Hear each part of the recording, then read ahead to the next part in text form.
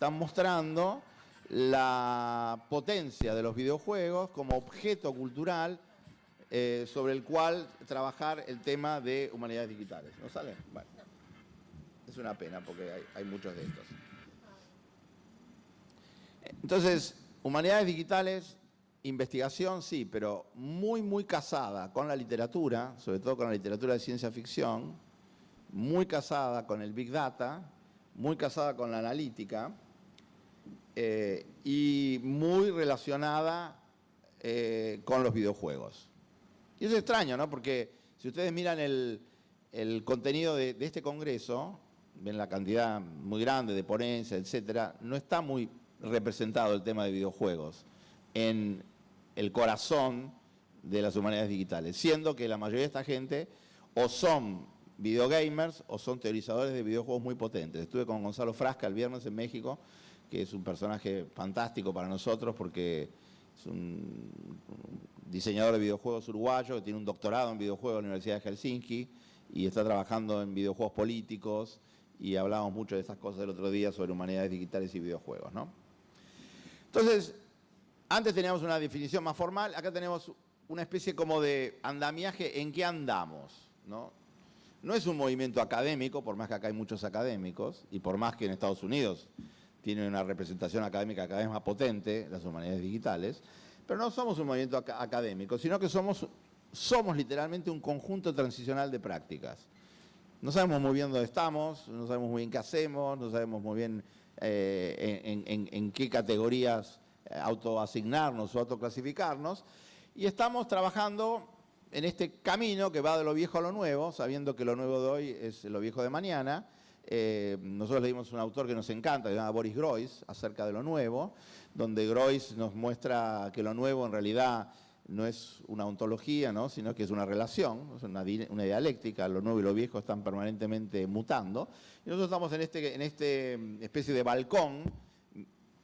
Un filósofo español que se llama Paniker acuñó una noción muy potente, se llama lo retroprogresivo. O sea, miramos para adelante, pero mirando para atrás, lo retroprogresivo, ¿no? Entonces estamos conversando analógico-digital, estamos conversando teoría práctica, estamos conversando ciencias duras, ciencias blandas, estamos conversando en todos estos planos. Y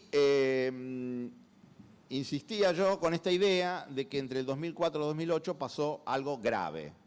Grave simpático, pero grave igual, que fue esa salida, eso nos autoeyectamos, nos salimos del ciberespacio inmaterial y aterrizamos en un mundo donde cada vez está más integrado lo digital con lo analógico. ¿Y eso cómo fue posible? ¿O qué disparó eso? Muchas cosas. Algunas que tienen que ver con las plataformas. En 2004 se crea Facebook. Hay un antecedente a esto, que es en el año 2000, Estados Unidos liberó la información del GPS de los satélites.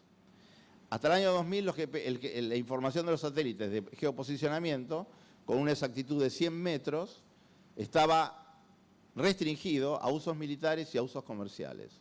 En el año 2000 Estados Unidos decidió que cualquiera podía bajar las señales del GPS, que estaban encriptadas. Las desencriptó y entonces el GPS es un GPS para todos.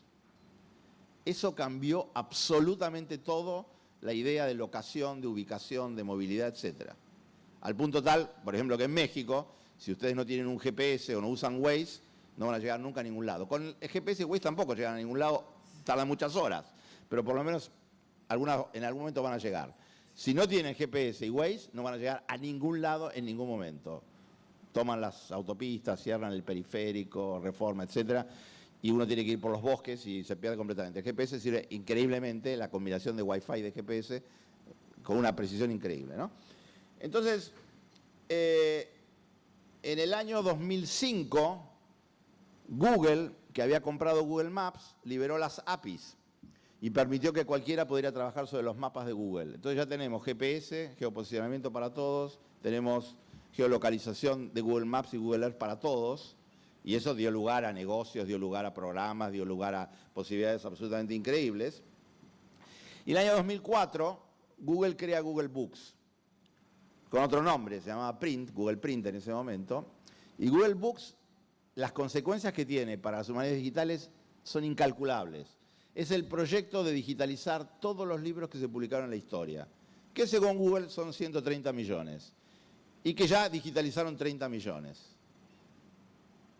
La información no es accesible en su conjunto, pero sí es accesible a través de Ngram, de hasta 5 palabras comparativas, lo usamos mucho en la cátedra, el Ngram, y el tener Google Books en digital cambia la historia, sobre todo para la gente que hace lexicografía, que hay gente que hace concordancia, gente que viene trabajando más en temas medievales y todo ese tipo de cosas, porque Google tiene unas máquinas que escanean los libros, cuestan $10.000, los escanean en tiempo rapidísimo, sobre todo cuando están pensando, fíjense que ellos están escaneando libros desde 1500 en adelante, concentrados en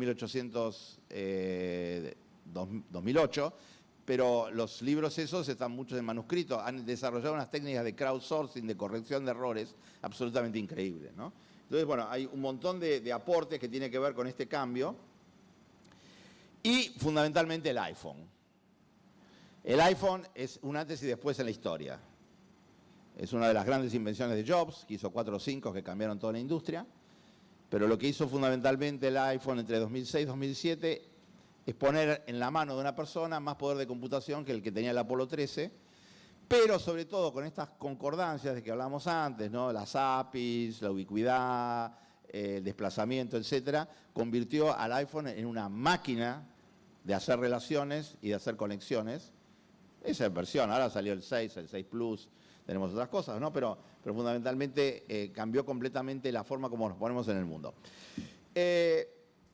Decía, antes Gibson, los dos Gibson, el Gibson de Neuromante y el Gibson que vino después. El Gibson de Neuromante, película que nunca se llevó, nunca se filmó, pero como estamos en la web, este es una versión trucha de Neuromante, es un fake trailer, la película nunca se hizo, pero sin embargo uno va y cree que la hizo y estaría... ¿Vieron parecido a lo que decíamos antes, que Target descubrió que la chica estaba embarazada antes que el padre? Bueno, a través de estos fake trailers ya no sabemos si la película existió o no existió, la hicieron o no la hicieron, etc. Hay una versión para la televisión inglesa, pero este es un fake trailer y es muy localizado en esa idea que decíamos antes de lo inmaterial, ¿no? Tan grande había sido esta idea de lo inmaterial que llegamos a fantasear con este tipo de cosas. Hubo una época que duró 10, 15 años de apología de los bits. Todo era reducible a bits. Imaginábamos nosotros que también, ¿no? Si los que vieron Star Trek, las primeras versiones, se acuerdan del Beam Me Up Scotty, de la teletransportación, llegamos en un momento a pensar que todo iba a ser cuestión de bits, ¿no?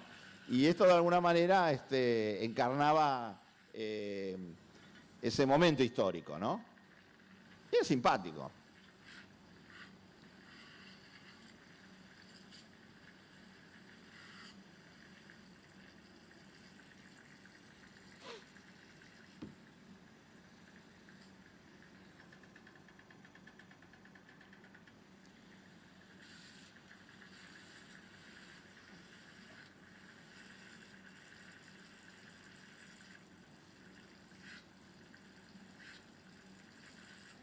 Entonces, de vuelta, la metáfora, el poder de la analogía, la idea de la reducción, la idea de que todo lo material se podía desmaterializar, etcétera, ¿no? Gibson después escribió una trilogía, Neuromante desde el año 84, ganó el premio Nebula, por eso uno de los premios más importantes aquí en Estados Unidos de ciencia ficción. Después escribió una trilogía que empezó con esta novela que se llama Pattern Recognition, está en castellano, es fantástica sobre reconocimiento de patrones. Y después escribió esta novela de 2007 que se llama Spook Country. Y esta novela sí es la que cambia completamente la idea acerca de cómo se articula lo material con lo inmaterial. Es muy potente la novela. Porque habíamos llegado a este nivel, a este punto.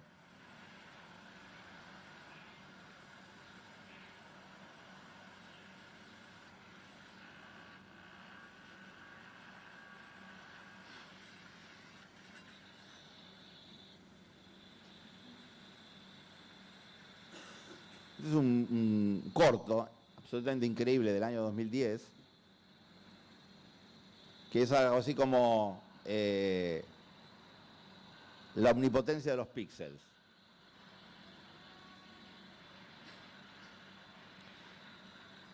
Es una síntesis entre videojuegos y píxeles, y cómo estos videojuegos pixelan la realidad y terminan anulándola.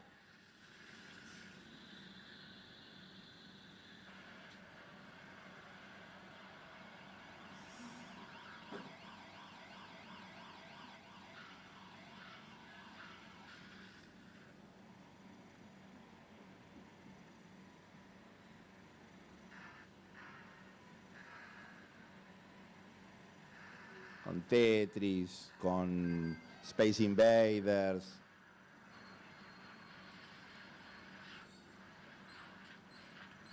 Pong.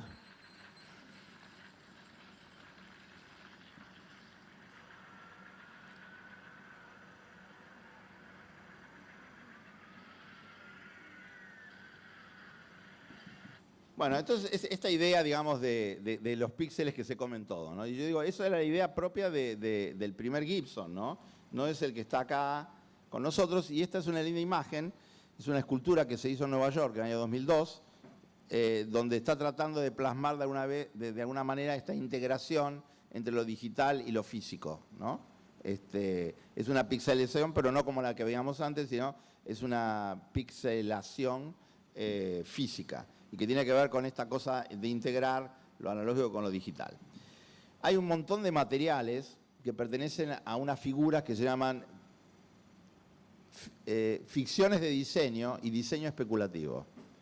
Esta es una novela de China Miéville, de dos ciudades paralelas que no se pueden tocar entre sí y que el contacto da lugar a cuestiones absolutamente terribles.